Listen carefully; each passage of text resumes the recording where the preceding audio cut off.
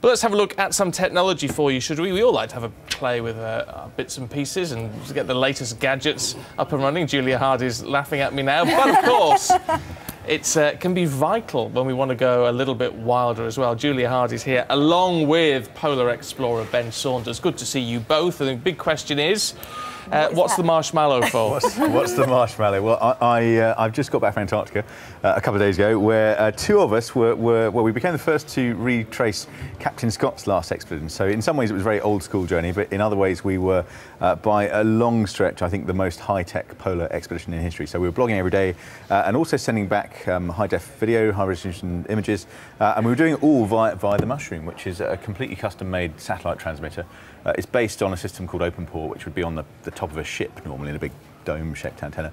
This one obviously quite light, it's made of plastic, and that was essentially how we got online every evening from our tent in the middle of nowhere. Do you have to know where you're pointing it? No, it just sits like that in the back of the sledge. You have to be a metre away from it when it's transmitting, which is always quite alarming. Yeah. So we did wonder if we could kind of warm ourselves up on it. But it's a bit extreme just to play Angry Birds. It's we have to go online to play Angry There wasn't much. So it's not exactly pocket sized, but this was essentially the setup we had. So this is a solar panel that would go on top of the tent. We had 24-hour daylight, so we could charge everything up the whole time, even when we were asleep. That's one of the batteries. This is the Ultrabook, the laptop we're using every evening to edit pass video. that down. You'd like that because you might not get it back. It's got a carbon fibre case. So this isn't modded in any way. This is just straight out of the box. Nothing. Yeah. So some things were totally standard like that. Other things like this were completely custom made. Because this is supposed to be metal, right? And so you had to make it plastic. That's our ultra lightweight laptop charger, so that was how we charged the laptop. And all the cables are silicon, so they're low temperature cables. They stay flexible when we had -46 with the cord. Because otherwise it would break and be brittle. Normal cables basically will snap. But it's fascinating, Julie, with all of this, isn't it? How technology can be used to help people in extreme conditions, but actually the reverse is true as well. We can use some of these more extreme situations, in a polar region or indeed in orbit and things, to actually bring that technology back to everyday life. Yeah, it's so fascinating because, I mean, obviously there's pluses and minuses to having all this tech. Obviously, if anything goes wrong, there's these little, SOS buttons on these. This is a satellite phone. I love this. It's got a little red SOS button. So if anything goes wrong, and there's another one on here on the GPS tracker. So if anything goes wrong, disaster strikes, you can get out of there.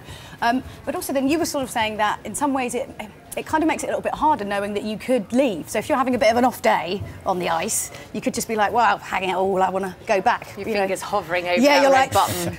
I don't know. I mean, so there's pluses and minuses, but this is all completely fascinating. And I think one of the best things as well, obviously, and I think this has been your sort of MO from the start, was really to show people the whole journey. Because obviously, whereas before, if you're an explorer, I mean, there's obviously been situations where people, go to the North Pole, like, oh yeah, we went there. We were totally there. And then we came back, but it took us, 3 weeks or whatever. This way, there's sort of evidence and there's proof of sort of how it happens, what goes on, what your mind goes through, because it is a lot about the mind over matter, right? Very much so. And I was, as a kid, I was inspired by reading books about explorers, Scott and Shackleton and Amundsen. So the opportunity to tell the story of this trip as it unfolded every day in real time was amazing, and also to have that sort of interaction with people. I was going to say, it must have meant you didn't feel as isolated as perhaps previous explorers did. Did you have much interaction in the way of, like you said, you had a daily blog and you could upate people? Yeah, what information was coming the other way? I think the hardest thing, obviously, mainly this setup was for sending as much stuff back as we could. But the hardest thing often was the phone, because I could phone my mum, every few days, and I think mums they always think of the sort of schoolboy Ben who's sort of lost in the Antarctic with my shorts on. So mum was worrying. Had lunch, you had dinner yet, combed your hair. We're almost out of time. I just want to very quickly talk, because it just appeals to me, heated insoles.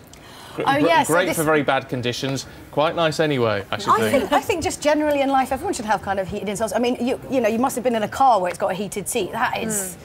Wow, that's pretty spectacular. I mean, would you have used those if you could have taken them with you? We looked at that kind of thing. We didn't have any heated clothing, but we did look at it. I've got a Land Rover with a heated steering wheel, would you believe? So nice. I go from one extreme to the other, either very hard or very soft. Guys, thank you. I'm sorry we're a bit short of time this one with everything that's going on. It's good to see you. This I'm keeping. Thank you very much. It's very, very thin, very nice. So I might just hang on to that, guys. Thank you. There's more technology for you tonight. Swipe is on at 7:45 and 8:45 this evening. But right now, Charlie's got the sports headlines.